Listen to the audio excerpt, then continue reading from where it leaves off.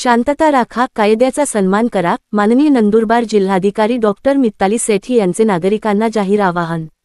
सविस्तर वृत्त असे की नंदुरबारमध्ये मागील काही दिवसांत घडलेल्या दुर्दैवी घटनेनंतर घेतलेल्या मूक मोर्चाला काहींच्या गैरवर्तनामुळे हिंसक वळण लागले आहे।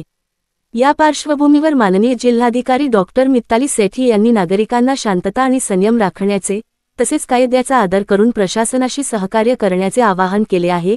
जिल्हाधिकारी डॉक्टर मित्ताली सेठी यांनी आपल्या संदेशात सांगितले की जिल्हा प्रशासन तुमच्या सुरक्षेसाठी आणि न्यायासाठी पूर्णपणे कटिबद्ध आहे। कोणत्याही परिस्थितीत कायदा हातात घेऊ नका। शांततामय मार्गाने आपली मागणी मांडणे हेच लोकशाहीचे बळ आहे।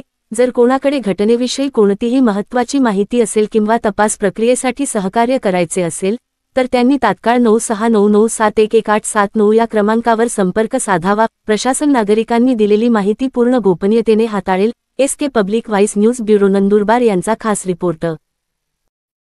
नंदुरबार शहरात आज मोर्चा आदिवासी संघटनाचा निघाला होता आणि तो जिल्हाधिकारी कार्यालयामध्ये पण आला होता। दुर्दैवाने थोडी दगडफेक आणि शासकीय मालमत्तेचं नुकसान जिल्हाधिकारी कार्यालयामध्ये झालं। ही वेळ खरंच सामाजिक एकोपा ठेवण्याची आली आहे।